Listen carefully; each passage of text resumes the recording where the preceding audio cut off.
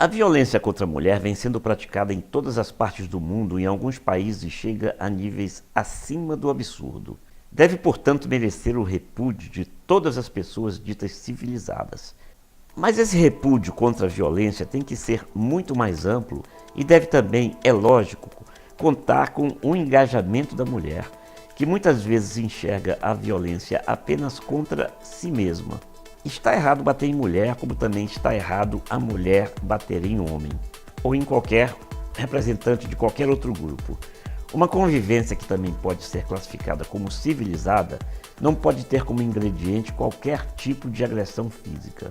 E muitas mulheres repelem a violência contra as mulheres, o que está certo, mas encaram essa violência sempre como a mais cruel, apenas quando são elas as vítimas, mas quando agridem sempre apregoam que isso não é uma violência ou não foi uma violência. Ou seja, não foi uma violência tão forte, mesmo quando a vítima, que no caso não foi ela, tem que enfrentar sérias mazelas ou consequências. Parte-se do princípio de que a mulher é mais frágil fisicamente do que o homem.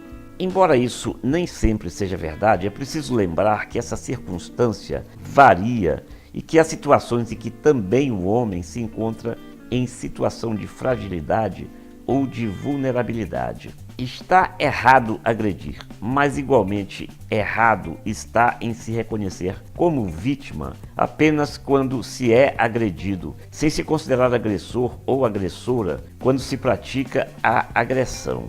Mas novamente dizemos, agredir é um verbo mais amplo do que se costuma perceber em algumas circunstâncias. No meu site pessoal, e os links estão na descrição do vídeo, eu publiquei pelo menos 2 artigos sobre a questão da violência contra crianças. Um problema muito mais sério do que aqueles que ironizam o que passaram a chamar de lei da palmada. Se é covardia um homem bater numa mulher, o que se dirá do fato de um adulto bater numa criança?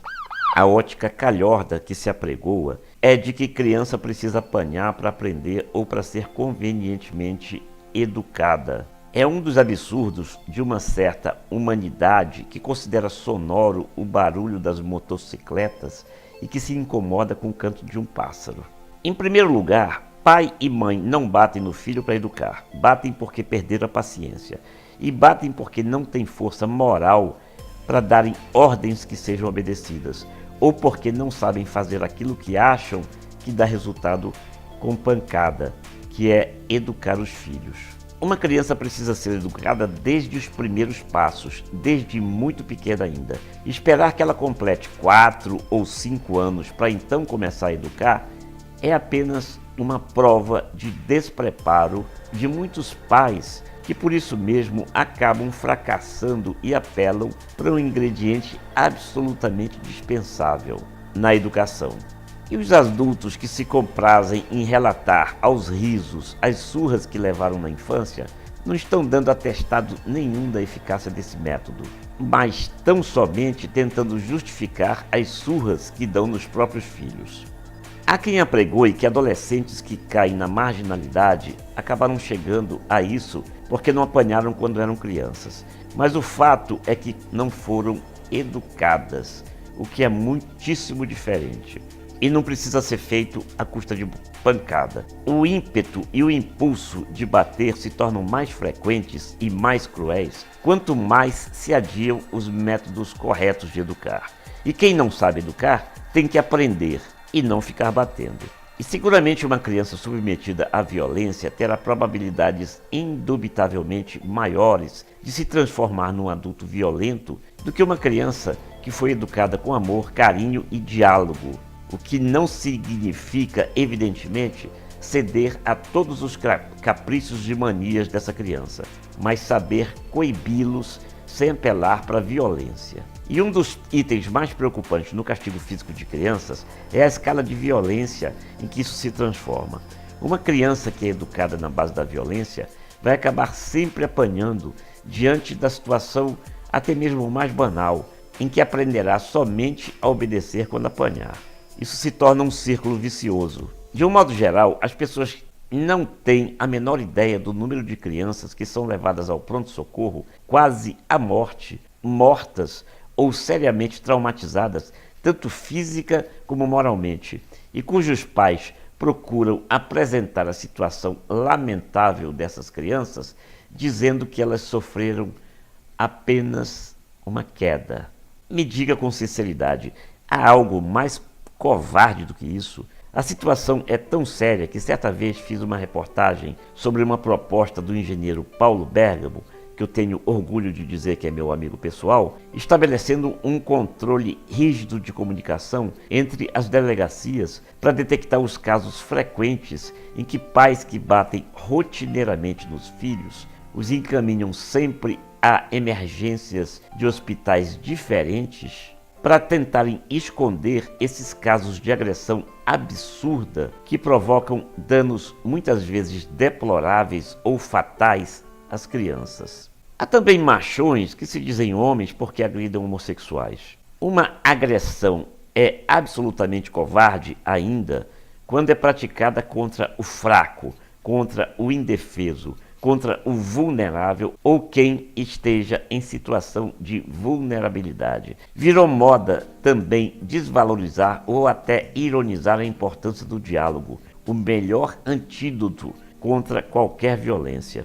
Pessoas que valorizam mais os seus smartphones e que com eles conversam mais até do que com as pessoas que estão à sua volta, não reconhecem a importância do diálogo. Entre os casais, esta é uma das situações que tornam a ruptura inevitável. Agora, é bom que se diga que debate pressupõe que certos ingredientes fiquem de fora, como cinismos, mentiras e deboches, pois isso não é debate, mas sim a tentativa deliberada de irritar o interlocutor. Quando então o que seria um debate se transforma em discussão acirrada e gera ainda mais conflitos, e muitas vezes uma situação de guerra. Num trecho de um desses artigos de minha autoria, aos quais me referi, eu situo basicamente a injustiça que se faz em relação à lei que tenta proteger crianças contra agressões físicas, sob o absurdo argumento de que o Estado não tem o direito de legislar sobre a relação entre pais e filhos, visto que isso seria uma interferência indevida